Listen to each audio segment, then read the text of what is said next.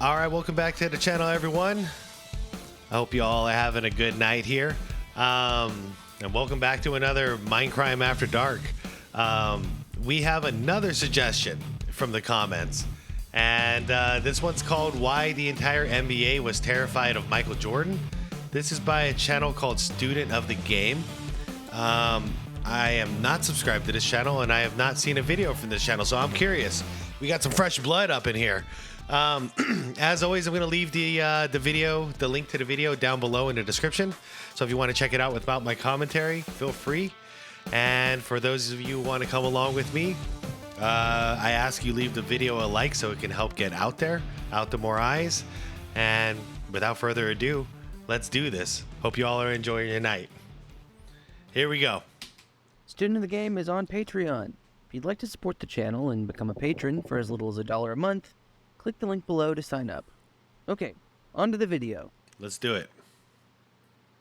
I'm going to start this off by telling you two very different stories about Michael Jordan.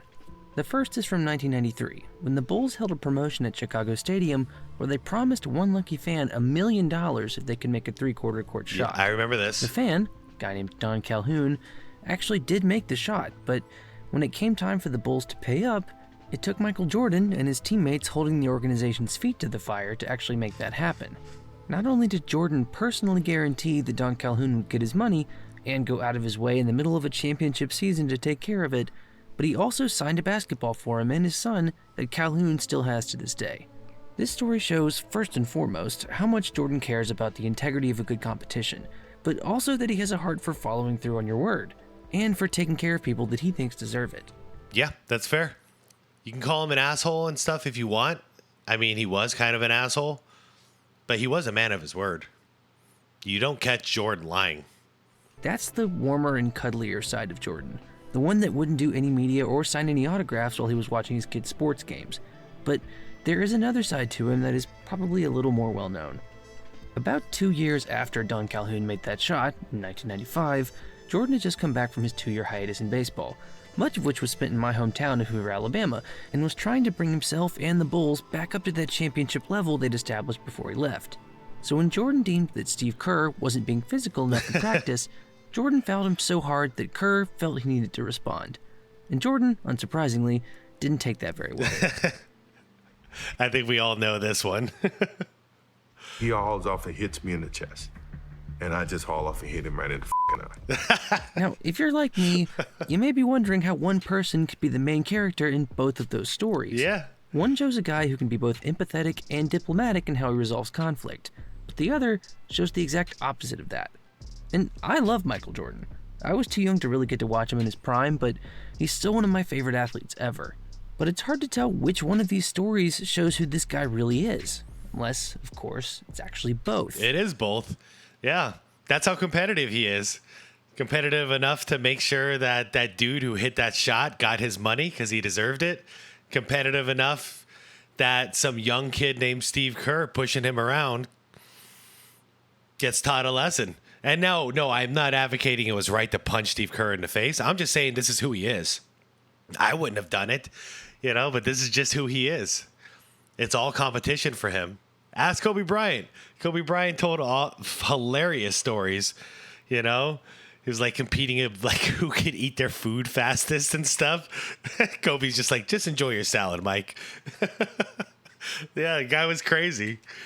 As journalist Michael Wilbon says in The Last Dance, Jordan is the ultimate sports alpha male, a man who, above all else, must be number one at whatever he does, no matter what it costs him personally. Yeah. Which has been kind of a lot over the years. For today's episode, I want to look at three main questions. How did Jordan get like this? What kind of effect has it had on his career? And finally, is this the kind of personality that somebody has to have to be the GOAT? Back in the very earliest phases of the coronavirus lockdown, ESPN released The Last Dance, their long-anticipated documentary about the 90s Bulls that used hours of previously unseen video footage and interviews to show what the team's final run at the title was actually like. And on the whole, that was really cool. Getting to hear about all the various interpersonal dynamics and legendary stories that otherwise might not have made it through an era without Twitter gave the Bulls a much more three-dimensional appeal. we got to better appreciate the contributions and personal journeys of key pieces like Scottie Pippen or Dennis Rodman, or to experience the thoughts of Reggie Miller and Steve Kerr as players. Quick side note, dude, I don't know about you guys. Everybody had a different journey during COVID. Man, The Last Dance, we needed it so much. I was running a restaurant during that time, and that was hell. Absolute hell during that time. Holy crap. Undermanned, masked up, and freaking busier than ever. It was hell. Absolute hell. And it was Arizona, and it was the hottest summer in our history, believe it or not. So, yeah, it was terrible. But if it wasn't for The Last Dance, like, we all would have gone crazy, because it gave us something at least to talk about, a topic to discuss during 12, 13-hour shifts. So, yeah, comment down below. Tell me about it. What was your experience with The Last Dance? What did it mean to you? Were you just, like, stuck at home all the time, like so many were, and you know, just waiting for something entertaining like this? Or were you, trapped in a restaurant like I was, and just dying for something to do at home to relax and just get my mind off of everything going on in the world? Let me know. Sorry for the side bit here. Men who we know better these days as a TV analyst or as coach of the Warriors. But we also got a closer look at Michael Jordan, the guy at the center of everything, both good and bad, about this Bulls team. And the closer you get to MJ, the more complicated things seem. Because behind all the winning and scoring titles and record-breaking endorsement deals, The Last Dance showed that Jordan definitely has a dark side. He can be vindictive and petty and downright mean to people that he sees as a threat. So much so that about halfway through the first episode, I caught myself wondering, is this guy an Yeah, he is. Oh, man. I don't think any of us, by us, I mean like his biggest fans, ever pretend like he was a nice guy. You can't be a nice guy and accomplish what he did in a sport, that is. You can accomplish a lot outside of sports, being very nice, but even that's hard. But in a sport, no way. Yeah, we all knew he was an asshole, but he was, we took that away. It was who was the greatest basketball player of all time? It was him. Didn't matter if he was nice or if he was an asshole. At least he didn't stab his friends and his teammates in the back. Never tried to get Phil fired or any of his coaches fired. If anything, he got mad that Phil was getting fired, and he retired himself. He was like, you get rid of him, you get rid of me. I'm out of here. And he did the same for his teammates too. He advocated for them. If anybody messed with his teammates, he was out there ready to throw punches. But he was an asshole in general, yes. I think I better start this off by letting MJ explain all this for himself, which he did in his Hall of Fame acceptance speech back in 2009. I mean, my competitive nature has gone a long way from the first time I picked up any sport. Baseball, football, ran track, basketball, anything to miss class, I played it. That fire started with my parents. And then, as I moved on in my career, people added wood to that fire. Leroy Smith was a guy, when I got cut, he made the team, on the varsity team. And he's here tonight. He's still the same 6'7" guy. He's not any bigger. His game is about the same. Jesus. But he started the whole process with me, because when he made the team and I didn't, I wanted to prove not just to Leroy Smith, not just to myself, but to the coach who actually picked Leroy over me. You made a I mistake, wanted to dude. make sure you understood. You made a mistake, dude. Yep. This little anecdote about Leroy Smith kind of tells you everything you need to know about what makes Michael Jordan tick. Side bit, if you guys haven't seen this Hall of Fame speech, it's the most insane Hall of Fame speech I've ever seen. Also, it's hilarious. In case you somehow didn't know this already, Michael Jordan didn't make his varsity basketball team as a sophomore at Laney High School in Wilmington, North Carolina. Yep. Inspiring the next 40 years of dads and coaches to tell that story to their underachieving sons. But it's funny. Back in the day, all I had was Come Fly With Me, the VHS for these stories. But now we know so much. Most origin stories, there's a healthy bit of editorializing happening with this story about Leroy Smith, the guy that was chosen ahead of Jordan to play for Laney's varsity team. Namely that Michael was about 5'10" at the time, instead of the 6'6" he would eventually grow into, and that Laney very rarely took sophomores to be part of their team at that level. Could they have made an exception for the greatest player of all time? Probably, but that's not the point. The point is that no matter what actually happened, Michael Jordan is not going to let something like nuance or even rationality get in the way of a good beef. That need to silence haters is essential to understanding who Jordan is as a person, and that's been with him since even before he was a sophomore at Laney. Jordan grew up in Wilmington, North Carolina in the late 60s and early 70s. His dad was a mechanic who'd been in the Air Force, and he and Michael's mom, who would become one of the more visible presences in Jordan's later life and eventually be portrayed by Viola Davis in the movie Air, were both incredibly important to Michael's development. The Jordans were hardworking people who just wanted the best for their kids. Side tidbit, I just saw, I think it was a week or two ago, that Michael Jordan and his mother together just opened up a hospital. And it was pretty cool to see his mom cut their ribbon. Michael's development. The Jordans were hardworking people who just wanted the best for their kids, be that in athletics or education or whatever else they wanted to pursue. If you want to read more about Jordan's upbringing, probably more than you ever thought you wanted to, then I would recommend Roland Lazenby's 2015 biography, Michael Jordan: The Life, which was my primary source for a pretty good chunk of this entire video. Is it a biography or autobiography?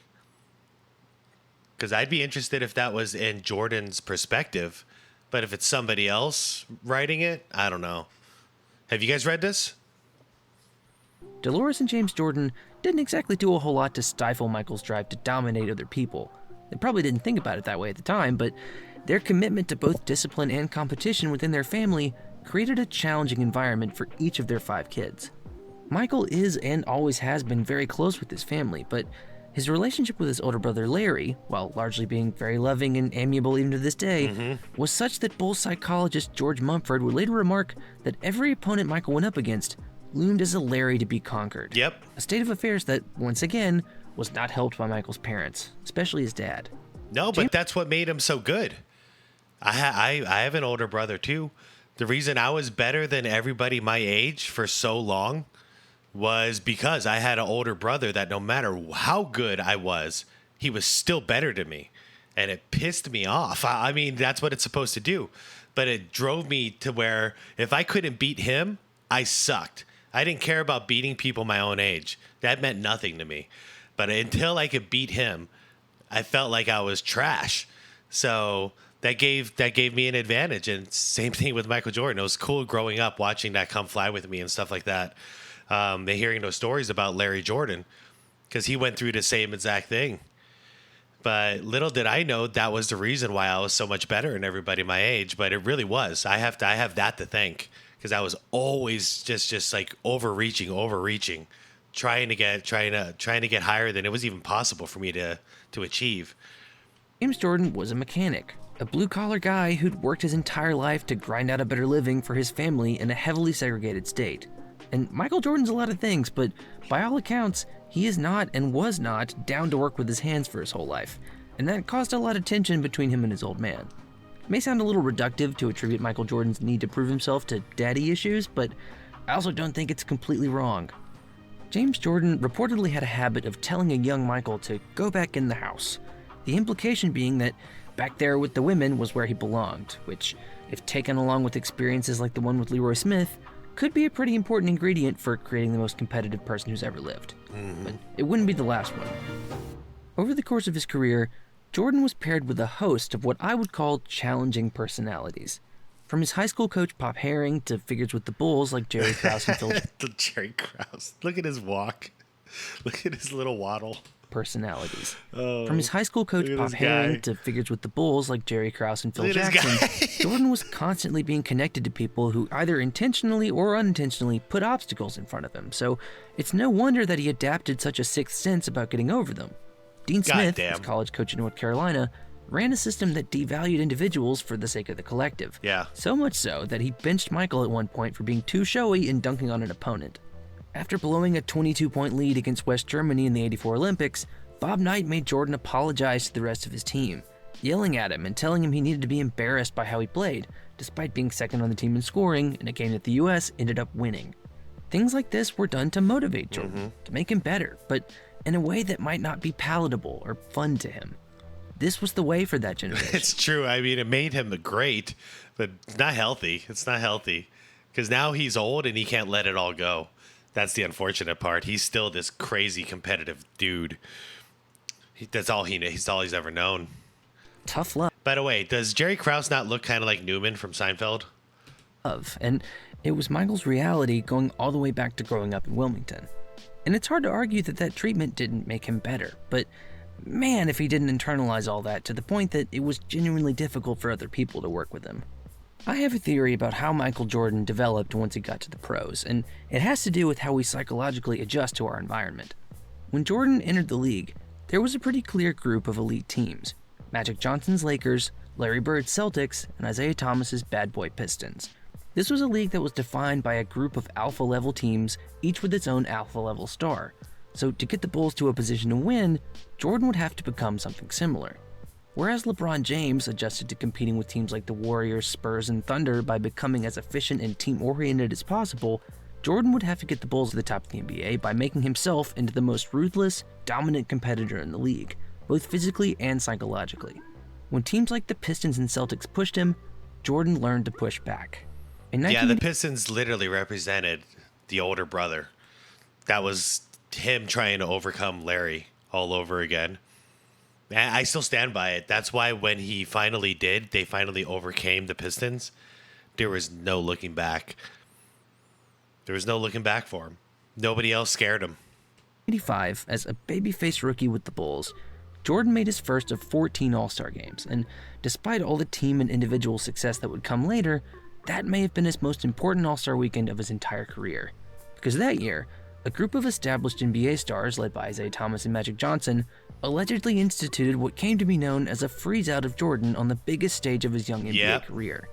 Angered by Jordan's big endorsement deal with Nike, as well as his ball-dominant, volume-shooting playing style with the Bulls, the group of veterans made a pact to keep Jordan's touches to a minimum, while also working hard to shut him down whenever he did manage to get the ball.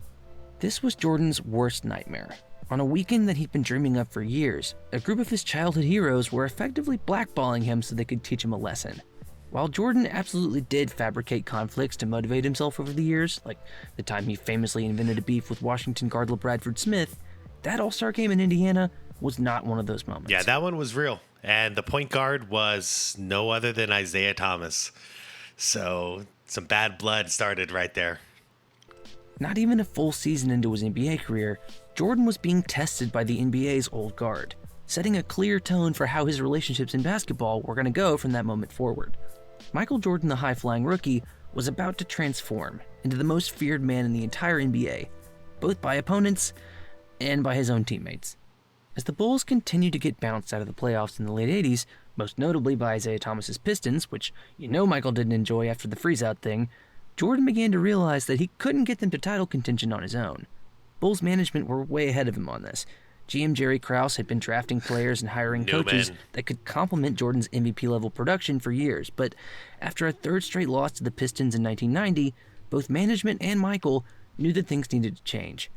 The team began leaning more and more into the triangle offense championed by Phil Jackson and Tex Winter, the coaching tandem that had taken over in Chicago in 1989. This ideological shift meant that Jordan was going to have to start trusting his teammates more than he was used to, but in order to do that, he was going to personally make sure that each and every one of them were up to the task beforehand. Yep. Yeah, he's not going to pass the ball to you unless he trusts you, and that needed to be established in practice. Michael Jordan is not an easy man to be on the team with. This gets talked about a lot in both the book and The Last Dance. Punching Steve Kerr in 1995 was one of the more obvious examples of Jordan's harsh treatment of his teammates, but there were plenty more, and they ranged from anything from verbally bullying guys like Bill Cartwright or Rodney McRae to doing truly weird things like reportedly preventing Horace Grant from eating on the team plane after he played a bad game. That one, I don't know if it's fact, but the Steve Kerr thing, he trusted Steve Kerr after that, by the way, when they fought each other, because Kerr didn't back down. So Kerr still stood up for himself, and he didn't think it was such a big deal that he got punched in the face. He really didn't. So after that, like the two of them bonded, Jordan apologized and all that, and that was it. Trust established, and they won 3 championships together. And this was just how he treated his teammates. He was arguably even worse. Okay, this also, Muggsy said no, Jordan did not say that. So I don't know. I don't know. I don't know where this comes from. Shoot the ball, you effing midget. Like, I don't know where it comes from, but I keep seeing it. But Muggsy himself came out and said it was not true. I don't know who to trust anymore, but I'm going to just have to trust Muggsy on this. The guys he played against. Yeah, let's not get it wrong. He was a jerk. Yep. He crossed the line numerous times. But as time goes on and you think back about what he was actually trying to accomplish, you're like, yeah, he was a hell of a teammate. Yep. This is what this whole conversation really comes down to, because as for my original question about whether or not Jordan was an asshole, I think the answer is pretty clearly yes, because here we have a guy who was his teammate for 6 seasons saying literally exactly that. The real question is whether or not that actually matters, and maybe more importantly, whether or not you have to be an asshole to be the greatest of all time in your sport. Because don't get me wrong, Michael Jordan is absolutely not the only all-time great who's ever behaved like this. I made a video about Tom Brady a while back, and you better believe that guy was pretty brutal on his teammates over the years. But do you have to resort to belittling and intimidating your coworkers to get to that level of excellence? Or is there another way? I don't know. I hate to say it, but it might be the only way. And that's what makes sports what it is. Winning has a price. And leadership has a price. Yep. So I pulled people along when they didn't want to be pulled. I challenge people when they don't want to be challenged. Once you join the team, you live at a certain standard that I played the game. And I wasn't going to take any less. I actually agree with him about playing to a standard, and about leadership and winning both having a price. But I think there's an argument to be made that that price doesn't always have to be paid in the way that Jordan and others like him chose to. I mentioned the Warriors and Spurs earlier. Those teams have 8 rings between them, but I don't think I've ever heard any one of those guys described as a tyrant before. That was Pop's job. Love Leo Messi on this channel. He's a great individual player who's been a leader on some great teams and won a whole bunch of stuff with those teams, but you never hear anything about him destroying any of the guys playing alongside him. In the modern NBA, it's guys like Nikola Jokic and Giannis who are leading the teams that are consistently in a position to win. And they literally could not be more different than the guys from the Dream Team era. Fair, but they've only won it once each, so... The alpha dog model, where one guy is so clearly dominant over the rest of a championship team, seems like it might not even exist that much anymore, and yet there are still great teams and great individual players across sports leagues. There is a generational gap that explains a lot of how we react to stories about Jordan. In many cases, whether you see Jordan's treatment of his teammates as tough love or outright abuse comes down to when you were born, and what you expect from your era's biggest stars. In any case, I would probably argue that while leading your team as an alpha dog may be successful for a while, I don't think it's the most sustainable way to do things. I mean, think about it. Jordan ran his own team through intimidation and mind games, and ran everyone else through the exact same process. No one can sustain that level of pettiness forever, including Jordan. By the time he reached 1994, he was so emotionally and mentally burned out that he literally retired. No, before anyone says anything to this effect in the comments, Jordan did not leave basketball because of a secret gambling suspension from the league. His father died, bro. His best friend. But the fact that that's even plausible just kind of helps to prove my point. Jordan's relentless competitiveness was both... Wow, I can't believe you missed it. He's gotten so much right, but he missed the big one. He walked away. 1, yeah, he was burnt out. But 2, because his dad died, dude. And his dad wanted him to go play baseball. They were talking about it before his dad died, that after, if he wins the 3rd championship, that, you know, his dad was they were talking back and forth about it, like, hey, maybe I go pursue basketball or baseball while I'm still young enough. And his dad loved the idea. So he was kind of fulfilling a promise to his father. So I really dislike that so many people miss that. It's very important. They call him a quitter, but he had an obligation. It wasn't quitting. He had an obligation. He had something to fulfill to somebody he loved very much. I don't know. I'll keep saying it, but people keep getting this one wrong. His greatest personal strength and his greatest weakness. But a solid organizational structure and a talented group of teammates helped the former become more a part of his story than the latter ever did. He spent years barely sleeping, playing constant rounds of golf, and emotionally destroying his opponents and teammates night after night, till he himself ran out of gas. He routinely bounced back from poor shooting performances in the first half to dominate games through sheer will in the second, and while that kind of thing plays well when things are going well, like they did in Chicago, it doesn't when that environment is no longer there. When he was an executive turned player with the Wizards in the early 2000s, Jordan actually played pretty well, but was continually frustrated by the mediocrity he saw himself surrounded by. He handled that the way he always had, by testing his teammates' limits, including those of his former #1 overall choice center, Kwame Brown, who, by all accounts, he was absolutely ruthless to. Yeah, well, nowadays, if you watch Kwame's channel, he says Jordan's the greatest of all time, hands down.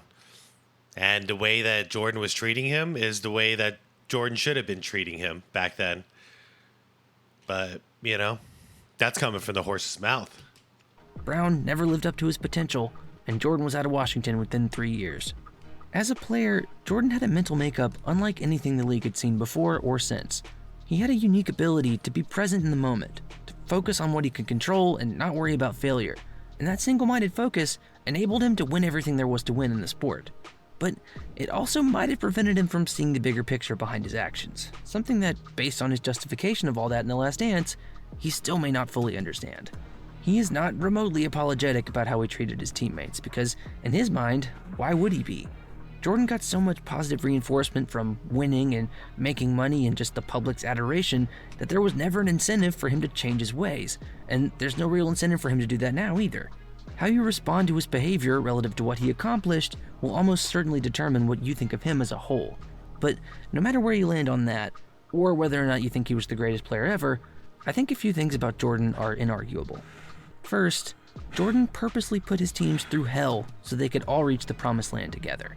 The reality of that is tough to consume, no matter whether or not you think the end justifies the means.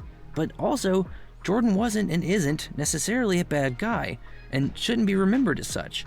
People are complicated and contain multitudes, so maybe their legacies should reflect that.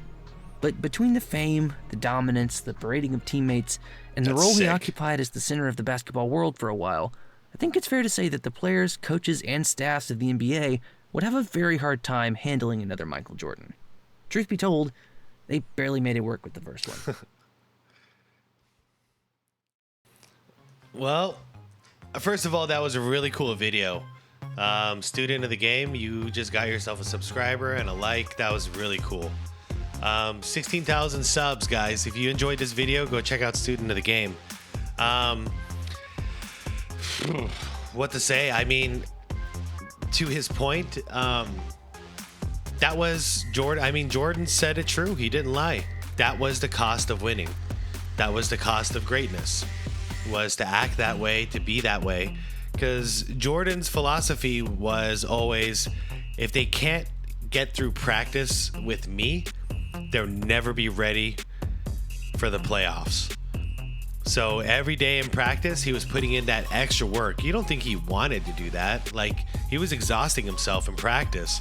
But the point of doing that was to get his teammates ready for constant battles.